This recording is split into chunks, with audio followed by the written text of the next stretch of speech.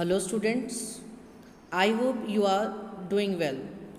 Students, आज हम पढ़ेंगे ग्रामर का टॉपिक प्रोनाउन, हिंदी में सर्वनाम। What do you mean by a pronoun? A word used in place of a noun is called a pronoun. एक ऐसा शब्द जो नाउन के प्लेस में लगाया जाए, यानी कि ऐसा शब्द जो संज्ञा के स्थान पर लगाया जाए, वो क्या होता है? सर्वनाम होता है, प्रोनाउन होता है। प्रोनाउन को अगर हम ब्रेक करें तो प्रो प्लस नाउन। प्रो का मतलब होता है फोर और नाउन मतलब संज्ञा, यानी कि ऐसे शब्द जो संज्ञा के स्थान पर प्रयुक्त होते हैं, जो संज्ञा के स्थान पर लगाए जाते हैं, वो कहलाते हैं सर्वनाम, प्रोनाउन। जैसे एग्जाम्पल्स आपके पास, जैसे लुक एट जॉन, जॉन की तरफ देखो। ही इज़ राइटिंग, वो लिख रहा है। तो यहाँ पर जो ही है वो किसके लिए है? वो जॉन के लिए है ना।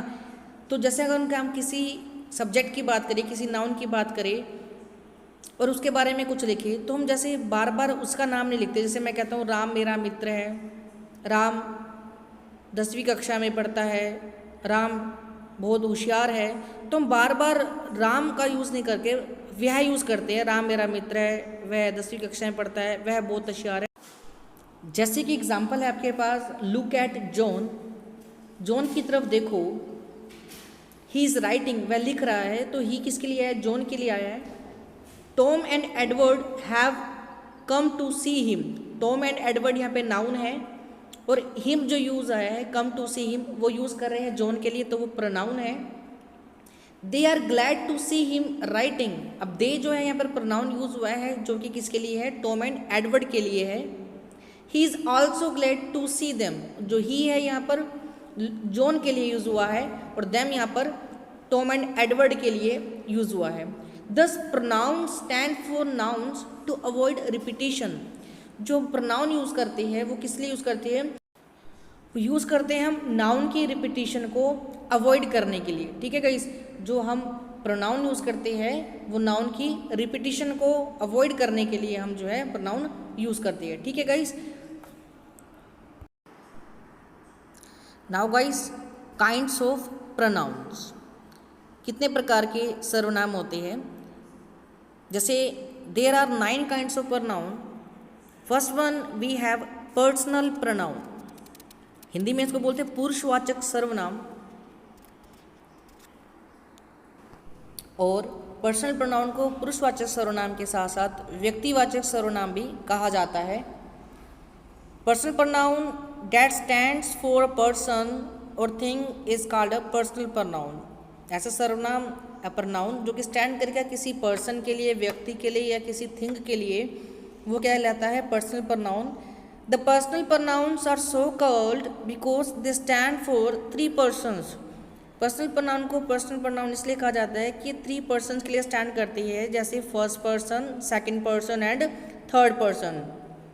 First person, the pronouns which refers to the person or person speaking are called first person.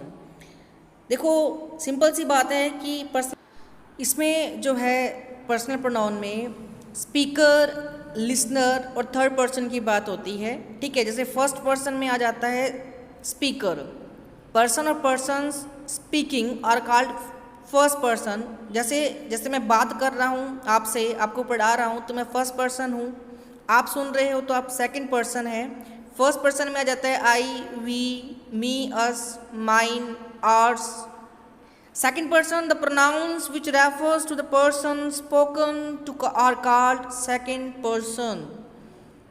मतलब जो सुन रहा होता है या जिससे बात की जाती है ना, लिसनर, वो क्या है? सेकंड पर्सन है। यानी कि जो बात कर रहा है, स्पीकर है, वो फर्स्ट पर्सन है और जो बात सुन रहा है वो सेकंड पर्सन है। Third person, the pronounce which refer to the person or thing spoken of or called third person। जैसे मैं पढ़ा रहा हूँ और आप पढ़ रहे हैं, जैसे मैंने आपको एग्जाम्पल राम का दिया था अभी, राम मेरा मित्र है, वह 10वीं कक्षा में पढ़ता है, तो राम जो है वो तीसरा बंदा है, थर्ड पर्सन है जिसकी बात की जा रही है। यानी जब किसी तीसरे बंदे की बात की जाती है तो थर्ड पर्सन होता है। ही हो सकता है, example she, her, him, hers, they, them, theirs, etcetera. ठीक है। Personal pronoun first person, second person and third person. First person speaker होता है, सेकंड पर्सन जो है वो लिसनर होता है, और थर्ड पर्सन जो है किसी तीसरे की बात की जाती है। ठीक है। Look at the table guys.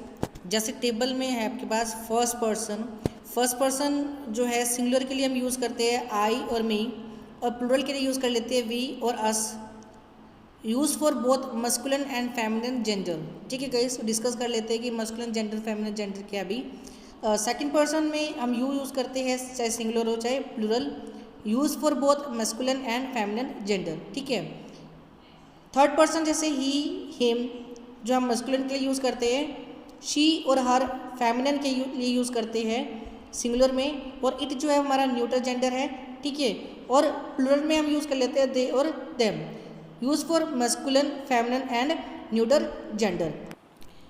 देखिए गाइस, जैसे जेंडर की बात थी, अ पर्सनल प्रोनाउन में बी ऑफ मस्कुलिन, फेमिनिन और न्यूट्रल जेंडर। मस्कुलिन जिसमें मेल रिप्रेजेंटिंग होते हैं जैसे ही, हिज, हिम। फेमिनिन में फीमेल जैसे शी और हर। न्यूट्रल में हम यूज़ कर लेते हैं इट और इट्स, और कॉमन जेंडर में सब आ जाते हैं जैसे I, we, you, yours, ours, us, they, theirs, them. ठीक है गाइस, तो ये आपको अच्छे से पढ़ लेना है गाइस कि जेंडर बेसिस पे masculine, feminine, neutral, common gender. Next is a case, a personal pronoun में serve as subject and object और में शो पोजेशन। जो पर्सनल प्रोनाउन है वो नॉमिनेटिव केस में जो है सब्जेक्ट की तरह से जब रखे जाते हैं तो वो सब नॉमिनेटिव केस होता है, और जब पर्सनल प्रोनाउन को ऑब्जेक्ट की तरह से रखा जाता है तो वो ऑब्जेक्टिव केस होता है। और जो पर्सनल प्रोनाउन जो है पोजेशन जब यानी अधिकार शो करता है मेरा तुम्हारा, तो वो पोजेसिव केस में होता है। जैसे फर्स्ट पर्सन जो है आई और वी जब सब्जेक्ट की तरह रखे जाते हैं, वर्ब से पहले रखे जाते हैं, वो क्या है नॉमिनेटिव केस होते हैं। और आई का ऑब्जेक्ट बन जाता है मी, और वी का ऑब्जेक्ट बन जाता है अस, तो वो ऑब्जेक्टिव केस में है और इनका पोजेशन बन जाता है माइन और आवर्स। इस तरह second person you, nominative case में भी यू रहता है और ऑब्जेक्टिव केस में भी ये यू रहता है, और पोजेसिव केस में बन जाता है योर। पोजेसिव केस में यूअर्स बन जाएगा। और थर्ड पर्सन में जैसे हमारे पास नॉमिनेटिव केस है, इसमें ही, शी, इट, दे है, और इनका ऑब्जेक्टिव केस ही का मतलब इसमें ऑब्जेक्टिव केस हर यूज़ कर लेते हैं, हिम यूज़ कर लेते हैं हम। ही का जो ऑब्जेक्टिव केस है वो हिम बनता है, शी का हर बनता है, इट के लिए हम इट यूज़ करते हैं, दे के लिए हम दैम यूज़ कर लेते हैं। ठीक है। और पोजेसिव केस बन जाता है ही का हिज, शी का हर्स, दे का देयर्स, इट का इट्स। ठीक है गाइस, आज तक के लिए इतना ही। Thank you, have a nice day, keep learning, keep studying.